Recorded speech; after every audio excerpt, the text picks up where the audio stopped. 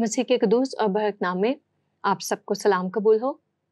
جیسا کہ پچھلے پروگرام میں بھی ذکر کیا تھا میں نے کہ ہم بات کر رہے تھے کتاب الاستفسار پر، لیکن اب ہم بات کریں گے ان آنے والے پروگرامز میں اس پوسٹ پر جو کہ بھائی اختر صاحب نے لگائی فیس بک پر۔ ہم نے یہ ضروری جانا کہ اپنے پروگرام میں ان تمام پوسٹ کا احاطہ کریں، ان پر ڈسکشن کریں اور دیکھیں کہ وہ پوسٹ کیا کہتی ہیں، کیونکہ یہ بڑا ہی ضروری تھا۔ پچھلے پروگرام میں بھی ہم نے بات کی یہودی مسیحا اور الہی منصوبہ۔ آج اس سلسلے کا چوتھا پروگرام ہے اور اس پر بات کرنے کے لیے ہم دعوت دیں گے پروفیسر جناب شفیق کمل صاحب کو۔ اس سلسلے میں پہلی پوسٹ جو انہوں نے لگائی وہ کہتے ہیں، مسیح یسوع کا جو بھی مشن تھا، پام سنڈے کو جس طرح اناجیل نے بیان کیا، وہ ایک مذاق کے علاوہ کچھ نہیں۔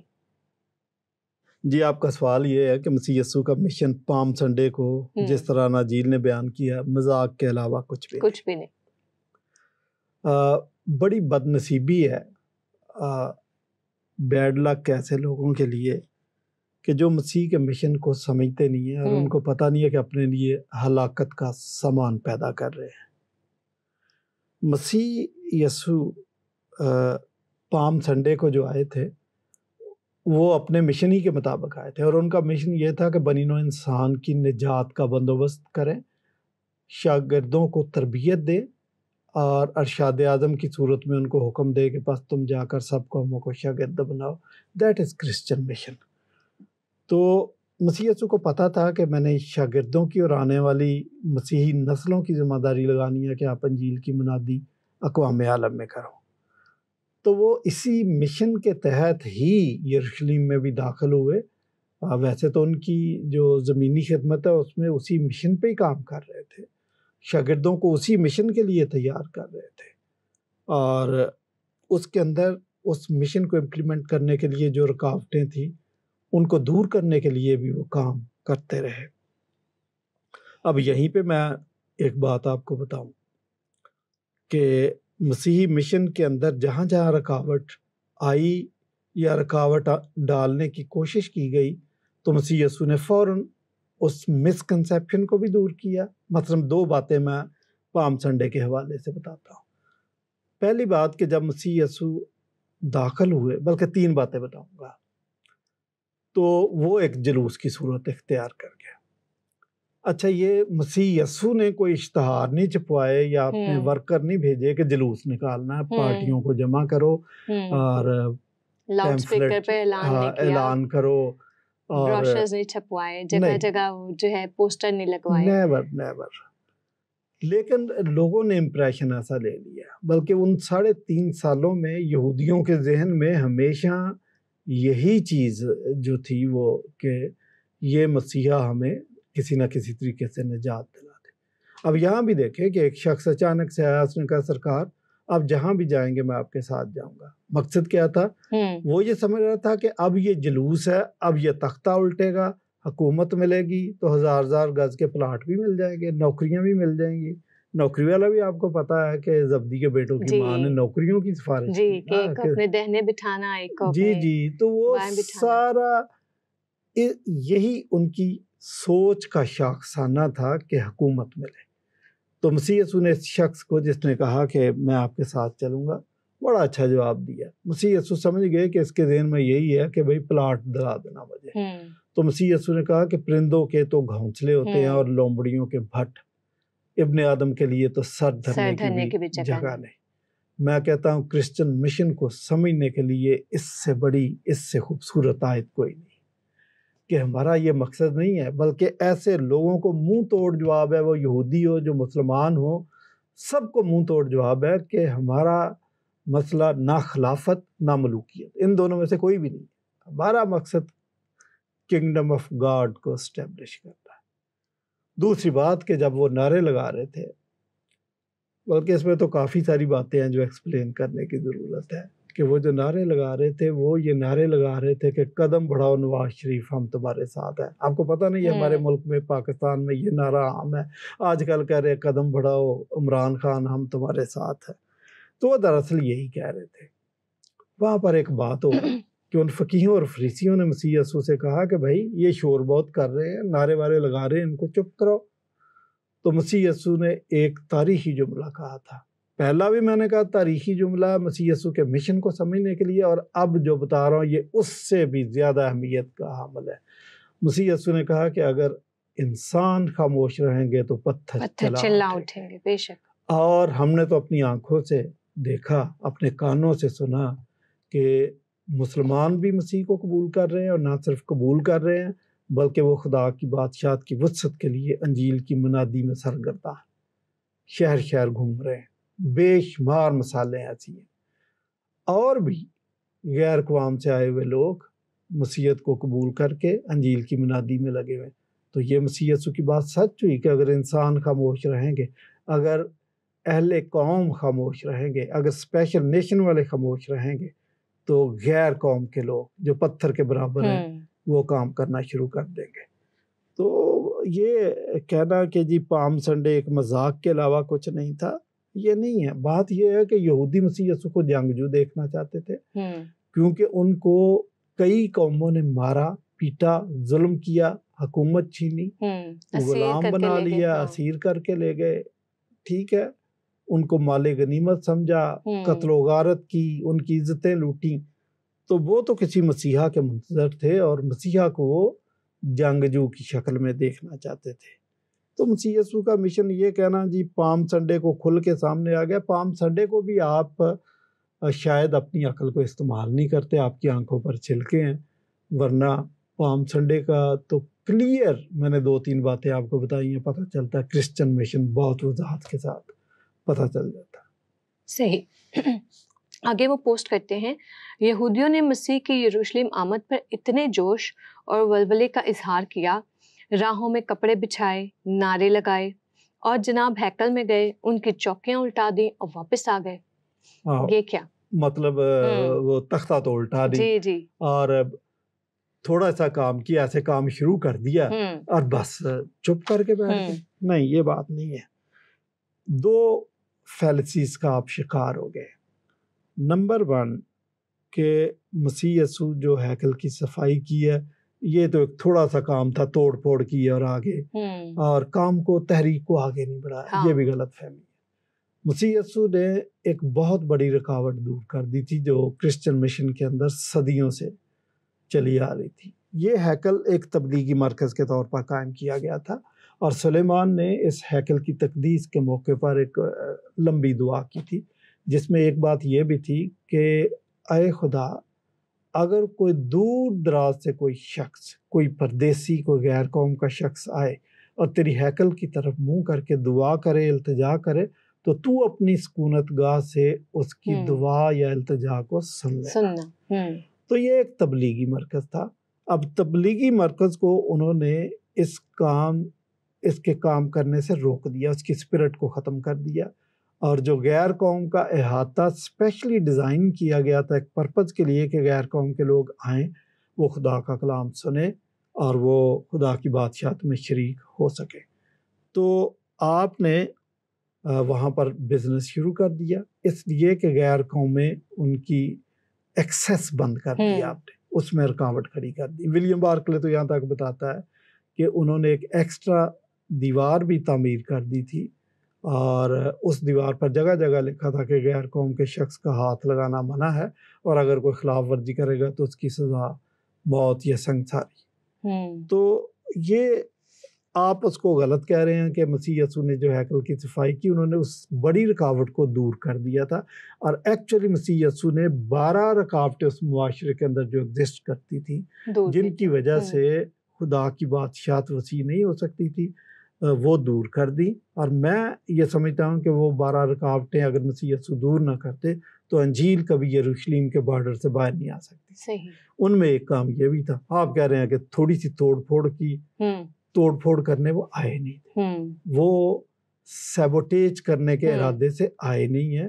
یہ جو سیبوٹیج اور توڑ پھوڑ ہے، یہ جو ہے یہ اسلامک سافٹ ویئر کے اندر ہے، کرسچن سافٹ ویئر کے اندر یہ چیزیں ہیں نہیں ہیں۔ تو آپ نے اس کو مس انڈرسٹینڈ کر لیا۔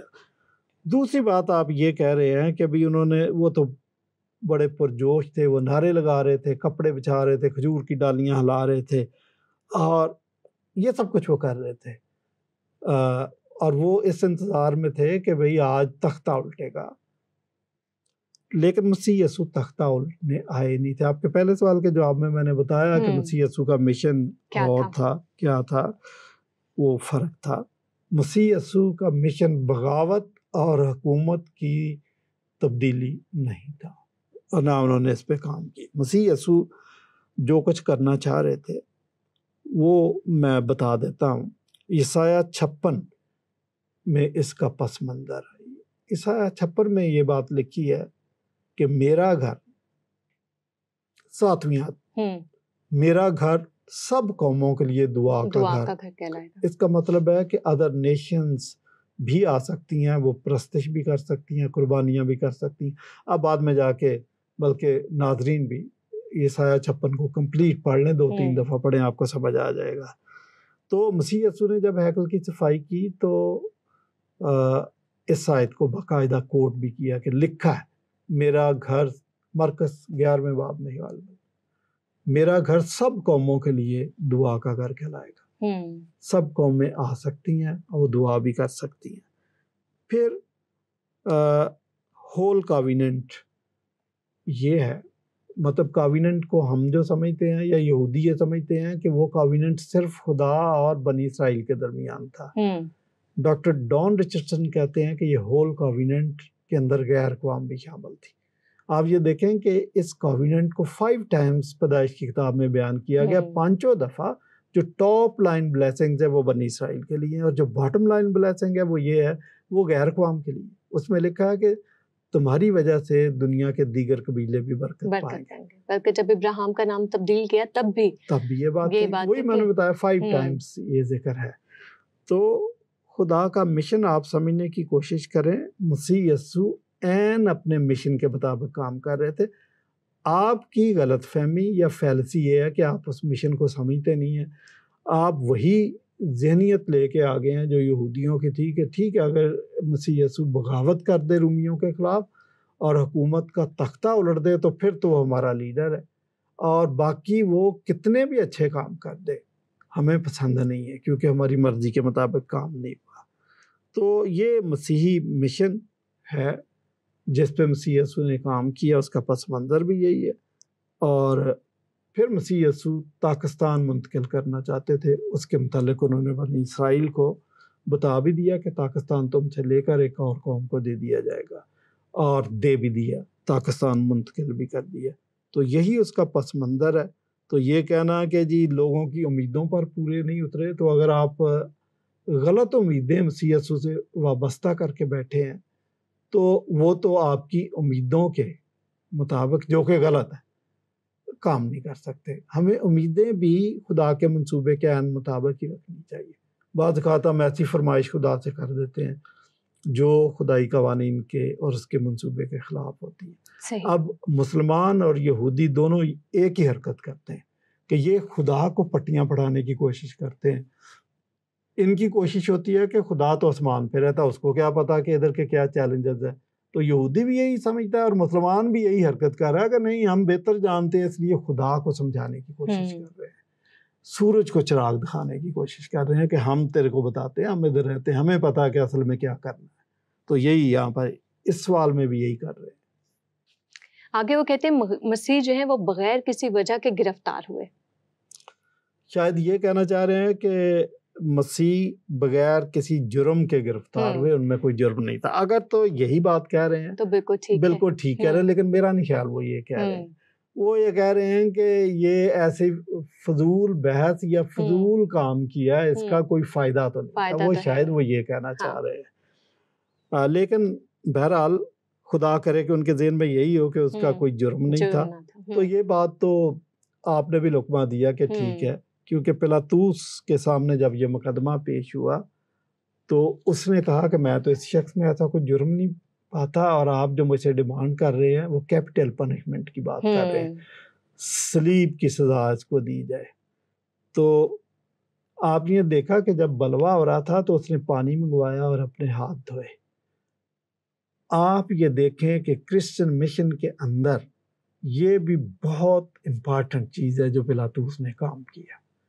یہاں پہ کہ اس نے پانی منگوایا اور ہاتھ دھوئے کہ میرا اس راست باز کے خون سے کوئی تعلق نہیں، میں بری الذمہ۔ آپ کو پتا ہے کہ یہ رسم کہاں سے آئی تھی؟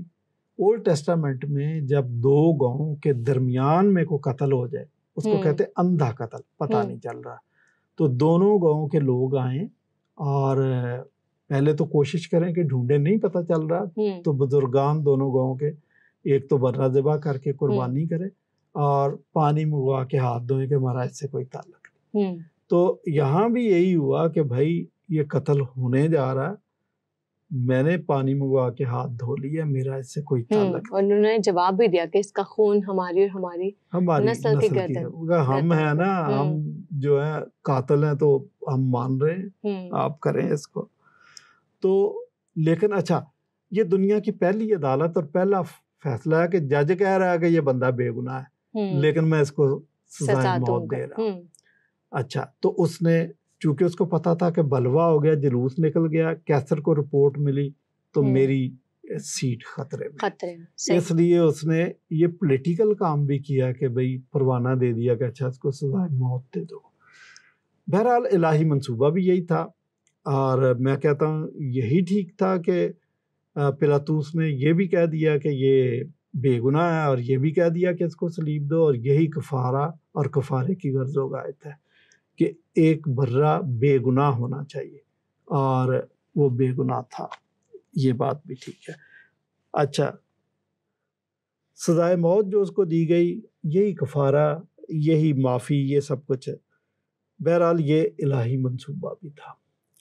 اگین میں واپس اس کے سوال پہ آتا ہوں کہ مسیح بغیر کسی وجہ کے گرفتار ہوئے، تو چونکہ انہوں نے بہت کلیئر سوال نہیں کیا، ہو سکتا ان کے ذہن میں یہ بات ہو کہ شاید یہ پریکٹس فضول تھی، نہیں، یہ الہی منصوبے کے عین مطابق تھی۔ بائبل کہتی ہے کہ وہ ازل سے ذبح کیا ہوا بر رہا ہے، ٹھیک ہے، اور اس کے مطابق مسیح یسوع نے کام کیا۔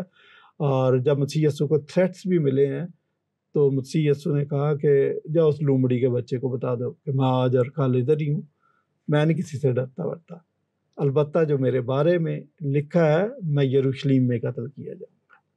تو یہ کہنا کہ بغیر کسی وجہ کے انہوں نے یہ پریکٹس کی، ایسا نہیں، الہی منصوبے کے مطابق کیا، اور ایک بہادر جرنیل کی طرح موت کو گلے لگایا تھا۔ جی آگے وہ کہتے ہیں مسیح کو مریم نے مسح کیا، یہ اس واقعے کی طرف میرا خیال اشارہ ہے جو اس نے عطر جو ہے مریم نے ڈالا، اور کیونکہ اس نے ایسا کیا کیونکہ وہ مسیح کی بیوی تھی۔ یہ دیکھیں، یہ الہی منصوبے کو لے کے جاتے ہیں شادی اور بچوں کی طرف، چونکہ اسلام نے یہ دعویٰ کر رکھا ہے کہ مسیح یسوع جب دوبارہ آئیں گے، اچھا ان کی پہلی لائف کے اندر تو ایسا کوئی موقع نہیں تھا، اب انہوں نے سوچا کہ مسیح یسوع نے جو پہلی دفعہ آئے ہیں آمد اول، اس میں شادی نہیں کی اور کسی لڑکی کو پرپوز بھی نہیں کیا، اور شاگردوں کو حوروں کا لیکچر بھی نہیں دیا، حوروں کا لالچ بھی نہیں دیا، تو چلو اس کو ڈالتے ہیں آمد ثانی کے کھاتے میں کہ جب دوبارہ آئے گا تو پھر شادی کرے گا، بچے بھی ہوں گے وغیرہ وغیرہ۔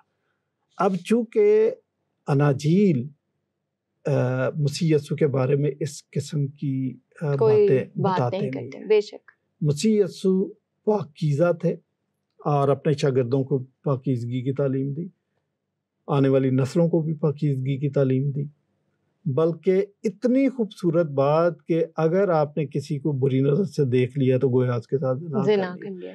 جو شخص اتنی سخت شریعت نافذ کر رہا ہے اس پہ آپ بیہودہ الزامات لگا رہے ہیں۔ اچھا، اب میں آپ کو بتاؤں کہ یہ واقعہ جو اناجیل میں ہے، اس میں کوئی شک نہیں کہ اس عورت نے مسیح کو تیل لگایا، اور لیکن مسیح یسوع کا ویو کیا تھا اور لوگوں کا ویو کیا تھا؟ لوگوں نے اس وقت بھی کہا کہ لگتا ہے یہ شخص نبی نہیں ہے، کیونکہ اس عورت کا کریکٹر ٹھیک نہیں ہے، اگر یہ نبی ہوتا اس کو تو پتہ چل جاتا کہ یہ عورت کون ہے۔ جی تو مسیح یسوع نے دو باتیں کی، ایک تو یہ کہ اس نے جو تیل لگایا ہے یہ دراصل میرے دفن کی تیاری کی ہے، اور میں کہتا ہوں بڑی خوبصورت بات کی کہ میرے دفن کی تیاری کے لیے اس نے میرے ساتھ پر تیل لگایا ہے۔ آپ یہ دیکھیں کہ مسیح یسوع کی زندگی میں تو ایسے واقعات روز اول سے ہونا شروع ہو گئے۔ جب مسیح یسوع کی پیدائش ہوئی ہے تو جو مجوسی آئے تھے انہوں نے سونا، مر اور لبان دی ہے، سونا اس کے بادشاہ ہونے کو کی علامت یا اس کی طرف اشارہ ہے، اور مر اس کے کاہن ہونے کی، لبان اس کے کاہن ہونے کی، اور مر اس کی موت کی طرف اشارہ تھا۔ اس عورت نے بھی یہی کیا۔ تو یہ سارے جو واقعات ہیں یہ اس الہی منصوبے کے عین مطابق ہو رہا تھا سب کچھ، اور ٹھیک جا رہا تھا۔ دوسری بات، یسوع مسیح نے معترضین کے اعتراض یا چہمگوئیوں کو سن کر جواب دیا کہ بھئی آپ یہ شک کر رہے ہو، میں آپ کو ایک بات بتا دوں۔ اس سے مسیح یسوع کے کردار کی اور زیادہ وضاحت ہو جاتی ہے۔ انہوں نے کہا جہاں کہیں انجیل کی منادی کی جائے گی، جو کچھ اس عورت نے کیا اس کا ذکر بھی ضرور کیا جائے گا۔ اگر مسیح کے ذہن میں شک ہوتا یا معاذ اللہ اس کا کوئی مواشقہ چل رہا ہوتا تو وہ اپنے شاگردوں کو ضرور حکم دیتے کہ جب اناجیل لکھو تو یہ واقعہ ہرگز نہ لکھنا، ذکر بھی نہ لکھنا، ذکر بھی نہیں کرنا، بھائی پتہ بھی نہیں چلنا چاہیے، یہ تو بہت سیکرٹ ہے، اور اب ہے وغیرہ وغیرہ۔ یا اس عورت کو ہی کہتے کہ تو اتنے پبلک میں مجھ سے کیوں ملنے آئی ہے، یہ ہم سیپریٹلی آپ تیل ڈال سکتے تھے۔ اب آگے گتسمنی کا ٹائم دے دیتے ان کو کہ ادھر آ جاؤ۔ بھئی یہ آپ یہ دیکھیں نا کہ آپ جب واقعات کو گھڑنے کی کوشش کرتے ہیں، جھوٹی گواہی دینے کی کوشش کرتے ہیں تو وہ پکڑے اور آگے سے وہ اس عورت کو بلکہ یہ کہتے ہیں بیٹی سلامت چلی جا۔ جی جی جی جی جی۔ تو مسیح یسوع نے تو اس عورت کو بھی جو زنا کے عین فعل کے وقت پکڑی گئی تھی، اینڈ میں آپ کو پتا اس کو یہی کہا کہ آئندہ کبھی گناہ نہ کرنا۔ بے شک۔ تو آپ مسیح یسوع کی ذات سے، ان کی تعلیمات سے واقف نہیں ہیں۔ اگین میں یہی بات کہوں گا کہ یہ مڈ سلنگنگ ہے۔ جب انسان کے پاس آرگومنٹ ختم ہو جاتی ہے نا تو وہ پھر مڈ سلنگنگ کرتا۔ میں آسان کر دوں مڈ سلنگنگ کو کہ آپ نے کچرا اٹھایا ہاتھ میں اور کسی کے اوپر پھینک دیا، یہ کام۔ اچھا، آگے وہ پوسٹ کرتے ہیں ہیکل کی صفائی دراصل یروشلم پہ قبضے اور یہودی حکومت کی بحالی کی کوشش تھی۔ پھر وہی بات وہ ریپیٹ کر رہے ہیں یہاں پر بھی۔ دیکھیں، مسیح یسوع پر 3 الزام لگائے گئے۔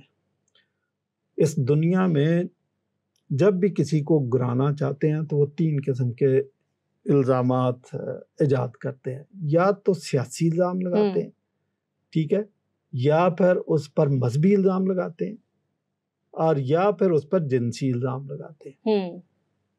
تو جنسی الزام تو یہی ہے جی اس کا فلاں کے ساتھ مواشقہ چل رہا ہے۔ امریکن الیکشن کے اندر ایک دفعہ کسی کینڈیڈیٹ کے اوپر یہ الزام لگا دیا کہ فلاں لڑکی کے ساتھ اس کا مواشقہ، تو وہ الیکشن ہی کنٹیسٹ کر سکا تھا۔ تو یہ تو عام ہوتا ہے، آج کل ہمارے چل رہا ہے ادھر پاکستان کے اندر۔ آپ یہ دیکھیں کہ الزام وہ نواز شریف پر اور شہباز شریف پر الزام لگا رہے جی کرپشن کی ہے، اور وہ عمران خان پر الزام لگا رہے ہیں کہ فرح گوگی نے یہ کر دیا۔ تو یہ سیاسی الزام۔ تیسرا کون سا بتایا تھا میں نے؟ سیاسی، مذہبی اور عورت کا، ہاں، اور جنسی۔ تو مذہبی الزام اس پر یہ تھا کہ اس نے بلاسفیمی کی، یہ بھی ہمارے ملک میں تو عام ہے، کسی کو بھی نیچا دکھانا، اس نے حضور کی شان میں گستاخی کی۔ نیچا کیسا ہے، لوگ اپنی جان کی بازی ہار جاتے ہیں سری لنکن جو بندے کا واقعہ۔ بالکل بالکل، اور بھی کئی واقعات ہیں ایسے۔ تو مسیح یسوع پر 3 الزامات لگائے گئے، اور 3 الزامات میں وہ سرخرو ہوئے تھے، وہ بری ہوئے تھے، کوئی ثابت نہیں کر سکا، کوئی الزام بھی ثابت نہیں کر سکا۔ اچھا، یہ والی کہ جی وہ ہیکل کی صفائی کی کوشش تھی، یہ بھی سیاسی الزام ہے کہ وہ بغاوت کرنے آیا تھا۔ مسیح یسوع نہ تو باغی تھا نہ بغاوت کرنے آیا تھا۔ تو پلاطوس کو اس نے وضاحت کر دی تھی کہ یہ الزام غلط ہے، میری بادشاہت اس دنیا کی ہے نہیں ہے، اگر میری بادشاہت اس دنیا کی ہوتی تو میں تو اپنے خادموں کو، شاگردوں کو لڑنا سکھاتا۔ کوئی ایسا آپ کے پاس ایویڈنس نہیں ہے کہ میں نے ان کو تلوار کی دھار لگانا سکھائی ہے، میں ان کو جوڈو کراٹے سکھاتا رہا ہوں، ٹھیک ہے، ایسا کوئی واقعہ یا جو میرے پاس طاقت تھی، قدرت تھی، اس سے میں نے کسی کو نقصان پہنچایا ہو۔ جی، نیور نیور۔ آپ کو پتا وہ کہتے ہیں کہ میں کہا مسیح یسوع نے کہ میں اگر چاہوں تو 12 تم فرشتے بلا سکتا، لیکن یہ اختیار ان کے پاس تھا، وہ کر سکتے تھے، یہ بھی نہیں کیا۔ تو اس شخص پر آپ بغاوت کا الزام لگائیں، یہ ٹھیک نہیں ہے۔ اچھا، تو یہ بھی ثابت نہیں ہوا۔ ہاں، حکومت حاصل کرنا یہودیوں کا شوق تھا، اسی وجہ سے انہوں نے کہا کہ ہمیں مسیح نہیں چاہیے، ہمیں برابا چاہیے، تو برابا مانگ لیا تھا۔ مسیح یسوع نے عدم تشدد کی تعلیم دی، تشدد کی تعلیم ہی نہیں دی۔ ہیکل کی جو صفائی تھی وہ بغاوت کا شاخسانہ نہیں تھی، بلکہ الہی منصوبے کے ان اکارڈنس تھی، اس لیے انہوں نے ہیکل کی۔ تو مسیح یسوع نے ہیکل کی صفائی کی۔ مسیح یسوع نے جو بھی کام کیا وہ کنگڈم آف گاڈ کو وسیع کرنے کے لیے یا اسٹیبلش کرنے کے لیے کیا، اور بعد ازاں ان کے شاگرد اور آج تک مسیحی لوگ کنگڈم آف گاڈ کو اسٹیبلش کرنے کے لیے یا ایکسٹینڈ کرنے کے لیے کام کر رہے ہیں۔ سرگردہ ہیں۔ جی بہت شکریہ پروفیسر جناب شفیق کمل صاحب۔ اختر بھائی، ہم امید کرتے ہیں کہ یہ تمام فیلسز جو پوسٹ آپ نے لگائی ضرور آپ جو ہے تسلی بخش آپ کو جواب ملے ہوں گے۔ ایک چھوٹا سا واقعہ آپ کے ساتھ بیان کرتی ہوں۔ 2 چونٹیاں تھیں، بڑی دوستی تھی ان کی آپس میں۔ ایک چونٹی جو ہے وہ رہتی تھی ایسی جگہ پر جہاں پہ اپلے جو ہے وہ اسٹور کیے جاتے ہیں۔ ایک چونٹی رہا کرتی تھی ایک شاپ پر، ایک دکان پر، جہاں پر چینی کی بوری، آٹے کی بوری، چاول وغیرہ وغیرہ۔ دونوں چونٹیاں کیونکہ دوست تھے، ایک دن جو ہے اپلے والی چونٹی نے چینی کی بوری میں رہنے والی چونٹی سے کہا آؤ میں تمہاری دعوت کرتی ہوں۔ وہ گئی، دیکھا وہاں، اس نے کہا تم یہاں کیسے رہتی ہو، یہ تو بڑی عجیب سی جگہ ہے، کھانے کو بھی یہاں کچھ اچھی چیز نہیں، آؤ میں تمہیں ایک جگہ دکھاتی ہوں تو تمہیں ضرور مزہ آئے گا۔ وہ اسے اس شاپ پر لے کر جاتی ہے، پوری شاپ گھماتی ہے، کبھی اسے ٹافیوں کے ڈبے میں لے جاتی ہے، کبھی چینی کی بوری میں لے جاتی ہے، سارا دن اسے گھماتی ہے اور سمجھتی ہے کہ آج تو میں نے اس چونٹی کو بہت انجوائے کرایا ہوگا۔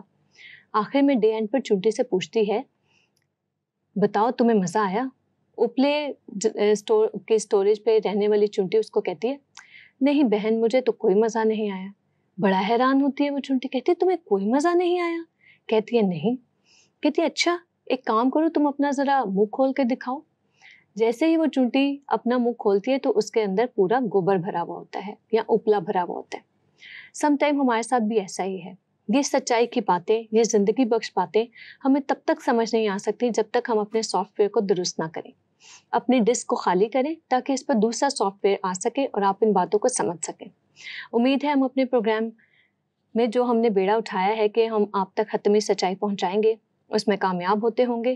آج کی حتمی سچائی یہی، باتوں کو سمجھیے، باتوں کو سوچیے، اور یہ جو بھی شخص پوسٹ لگاتے ہیں صرف اس کی پوسٹ پر اندھا اعتقاد مت کیجیے۔ سچ کو جانیے، سچ کو کھوجیے، اور سچ جب مل جاتا ہے تو اسے قبول کیجیے۔